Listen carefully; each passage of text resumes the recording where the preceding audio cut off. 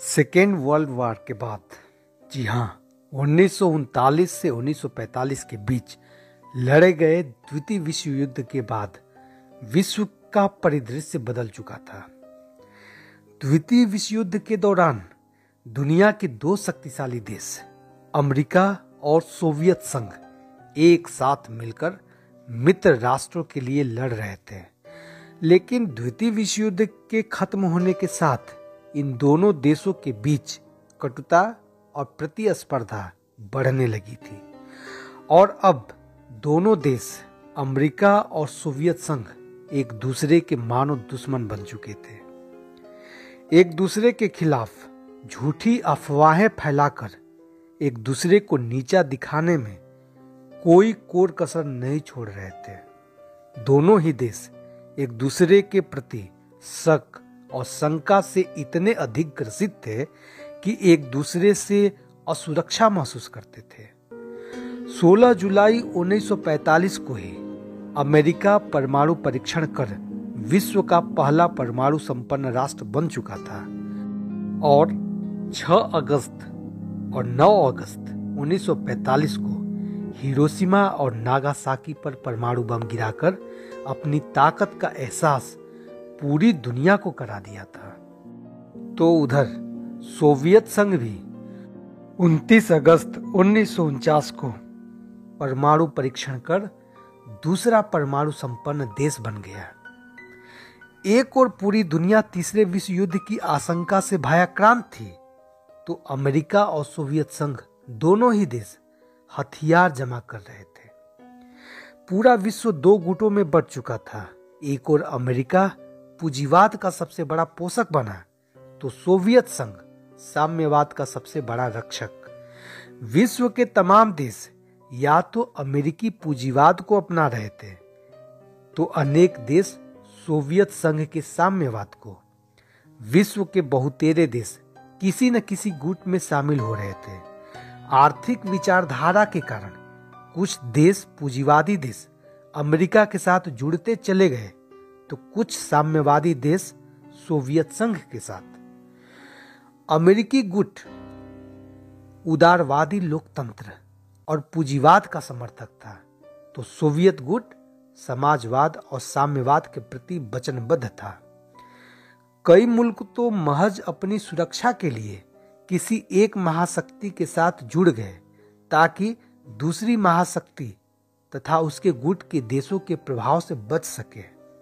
महाशक्तियों के साथ जुड़ने पर इन्हें स्थानीय प्रतिद्वंदी देश के खिलाफ न सिर्फ सुरक्षा का वायदा मिलता था, बल्कि इन्हें हथियार और आर्थिक मदद भी मिलती थी। पश्चिमी यूरोप के Portugal, Spain, Britain, France, Belgium, Netherland, Denmark, Norway, पश्चिमी जर्मनी, इटली जैसे अधिकतर देश अमेरिकी गुट में शामिल हो चुके थे और यही पश्चिमी गुट कहलाता था।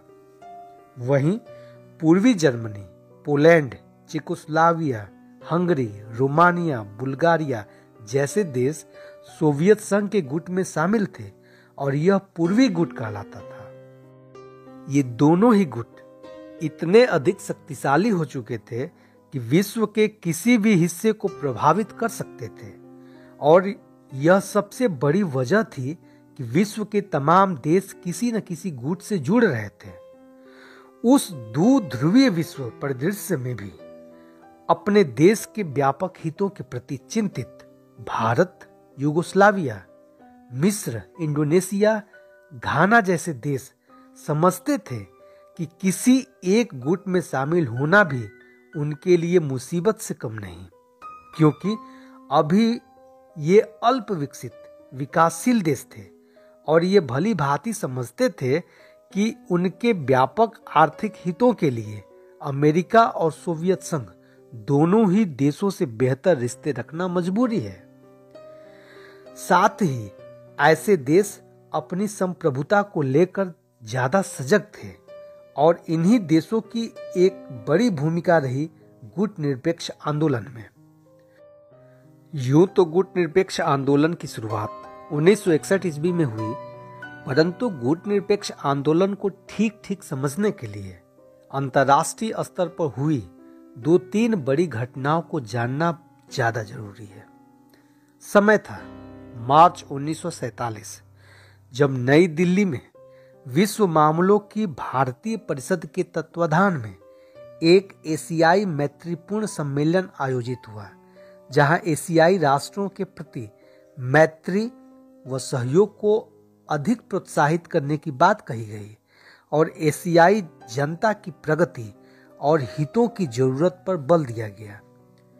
इसी सम्मेलन में पंडित जवाहरलाल नेहरू ने घोषणा किया था कि हम एशिया के लोग अपने पैरों पे खड़े होना चाहते हैं और उन सभी का सहयोग चाहते हैं जो हमें सहयोग करने को तैयार है। हम दूसरे का खिलौना बनने को तैयार नहीं है। पंडित नेहरू के इन चंद शब्दों में आने वाले समय में भारत की विदेश नीति का संकेत था। जाहिर सी बात है कि भारत विश्व के इन 2 ताकतवर देशों अमेरिका और सोवियत संघ के गुट में कतई शामिल नहीं होना चाहता था। पंडित नेहरू से जुड़ी एक और घटना का जिक्र करना चाहता हूं। दिन था 29 अप्रैल 1954, जब भारतीय प्रधानमंत्री पंडित जवाहरलाल नेहरू और चीनी प्रधानमंत्री चाउ एन लाई के बीच एक पंचशील समझौता हुआ था। गुट निरपेक्ष आंदोलन में चीन की भूमिका शून्य था, परंतु पंडित नेहरू के पंचशील सिद्धांत का छाप गुट निरपेक्ष आंदोलन पर देखा जा सकता है। पंचशील सिद्धांत में कहा गया था कि हर एक देश एक दूसरे देश की अखंडता और संप्रभुता का सम्मान करेगा, एक दूसरे देश के खिलाफ आक्रमण न करने की वचनबद्धता का पालन करेगा, एक दूसरे देश के आंतरिक मामलों में हस्तक्षेप नहीं करेगा, समानता और पारस्परिक लाभ उठाएगा और शांतिपूर्ण सह अस्तित्व की भावना रखेगा। पंचशील सिद्धांत की ये 5 वचनबद्धताएं गुट निरपेक्ष आंदोलन का आधार बने, खासकर ये कि हर एक देश दूसरे देश की अखंडता और संप्रभुता का सम्मान करेगा, युद्ध के बजाय शांति में विश्वास रखेगा, एक दूसरे के प्रति समानता का भाव होगा, कोई दूसरे देश के आंतरिक मामलों में दखल नहीं देगा और शांतिपूर्ण सह-अस्तित्व यानी आपका भी अस्तित्व बना रहे, मेरा भी अस्तित्व में कोई छेड़छाड़ न हो।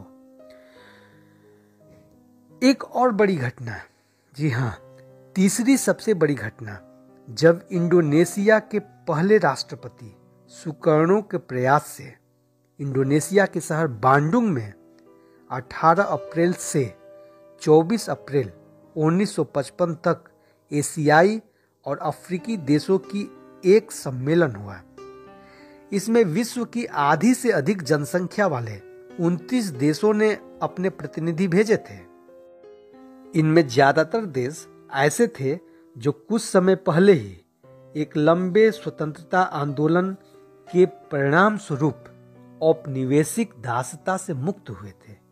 वे अपनी स्वतंत्रता, अखंडता और संप्रभुता की कीमत भली भांति समझते थे।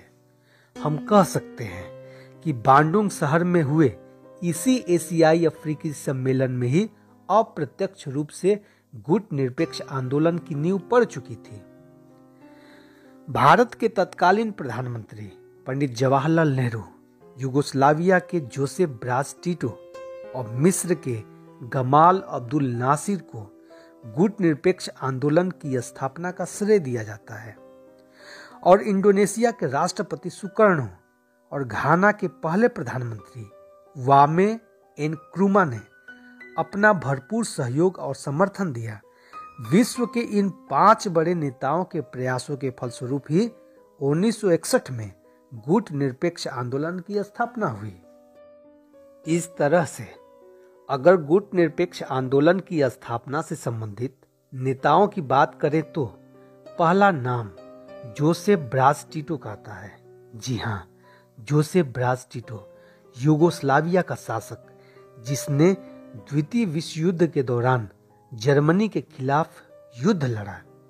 साम्यवादी विचारधारा से प्रभावित तो था, परंतु साम्यवादी सोवियत संघ से दूरी कायम रखते हुए यूगोस्लाविया की एकता की स्थापना की थी।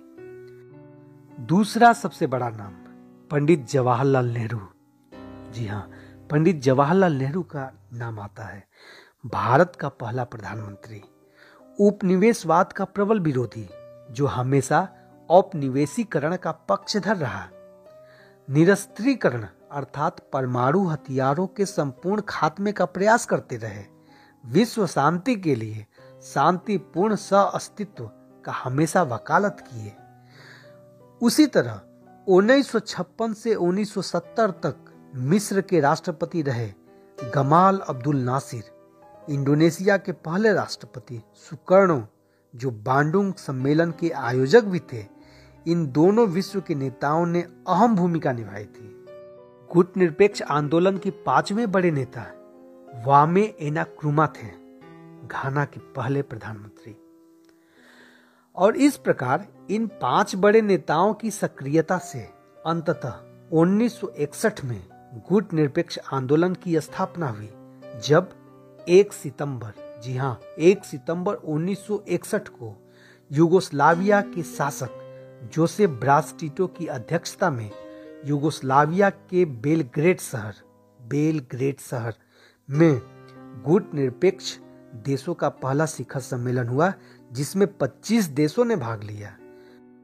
और वर्ष 2012 में हुए तेहरान सम्मेलन में गुटनिरपेक्ष आंदोलन के सदस्य देशों की संख्या 120 हो गई।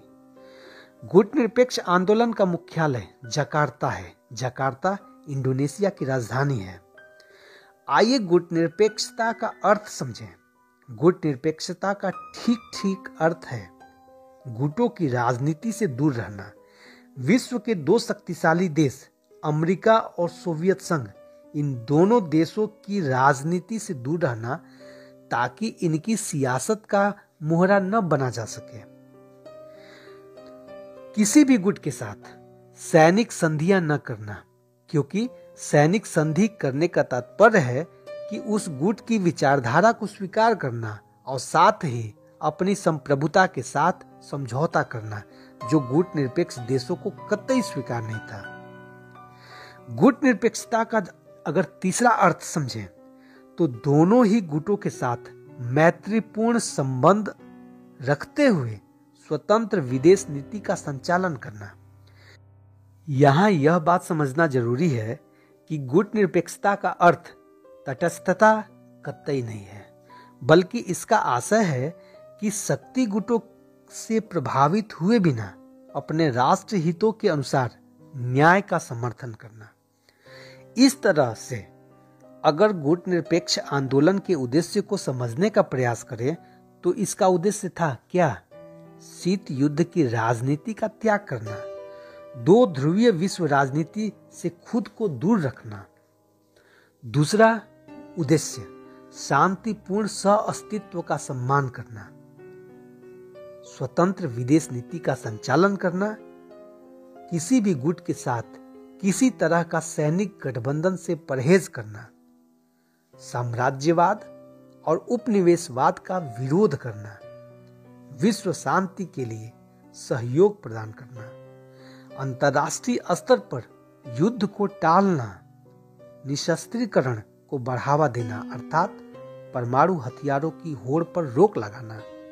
गुट निरपेक्ष आंदोलन का एक और उद्देश्य था रंग भेद और नस्ल भेद का विरोध करना।